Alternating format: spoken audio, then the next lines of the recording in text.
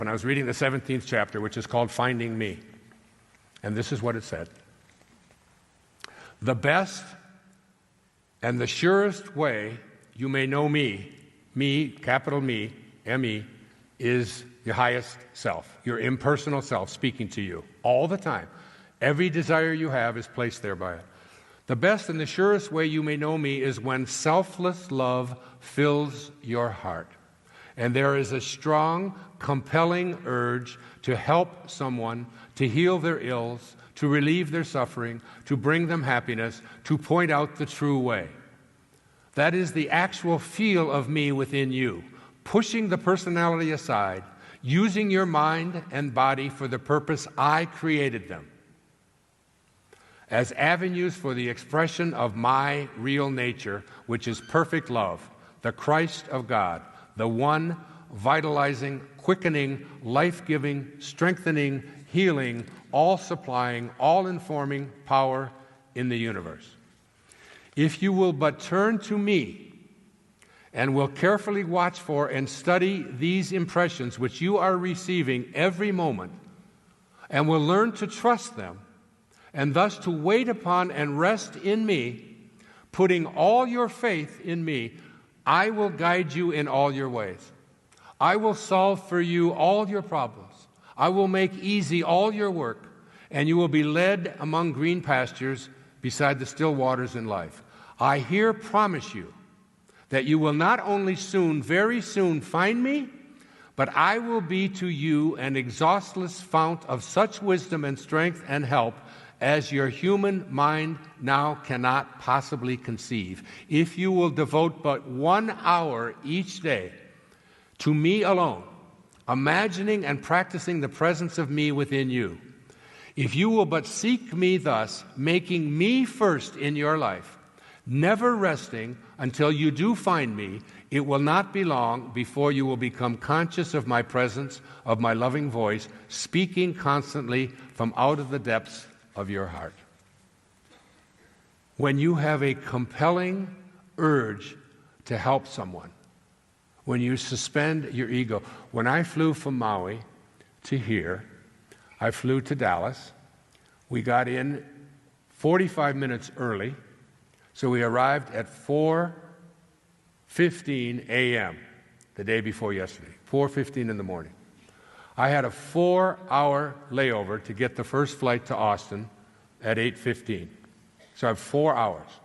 Now, when I was planning this trip, I was upset with the guy who made my travel arrangements because 4 hours after flying all night, sitting in an empty airport was not something that I really wanted to do.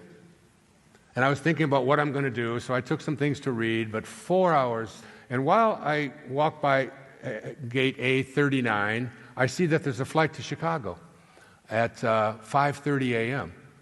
And I just stood there for the longest time, looking at that flight. I said, 5:30 in the morning? It's the only gate that's open at the whole airport. 5:30, people going to Chicago at 5:30. For some reason, I stood there for the longest time.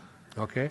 And then I started to walk down towards my gate, which was A8. But for some reason, a desire was placed in my head to stop at gate 33. I don't know why. I said, well, I'll just sit here for the next hour, and I've got some reading to do, and I've got some outlining to do, and I want to think about what I want to speak about the next day here, right now, this morning. And a woman walks by, and she sits down right, just like a few seats away. And she looked at me and she said, are you going to Chicago too? And I said, no, I'm not going to Chicago. I said, I'm going to Austin, but I'm going to be here for another week until the next flight. And she said, and she had sort of a heavy accent. I think she was from Europe someplace. And so she sat there for a while, and all of a sudden, this thing hits me again. This desire hits me. I had just looked at the flight going to Chicago at gate 39, and she's at gate 33, and she's going to Chicago. It must be. And I went over to her. I said to her, you're going to the Chicago? Yeah. She said, yeah, it's right here. It's coming at gate 33. I said, but it's 5 o'clock. There's nobody here. She said, no, but it's 5. And she just sat there. She was comfortable. And I took her hand, and I walked her down to the monitor there, and I looked at the flight to Chicago. I said, it's gate 39. She said, no, I'm on flight 90. I said, yeah, it says flight 90 to Chicago, American Airlines. It's a gate 39. You're at the wrong gate. You better get down to that gate. And then she just took off and ran, and she was gone.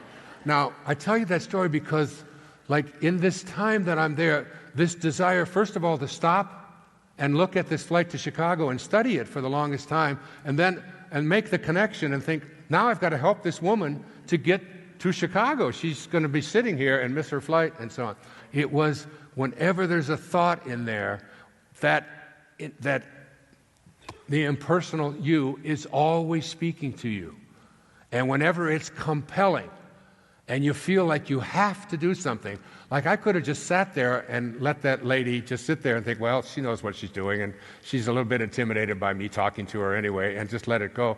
But it was so overwhelming, and she has no idea that, had that desire not been placed in my head, she would have missed her flight, and who knows, and so on.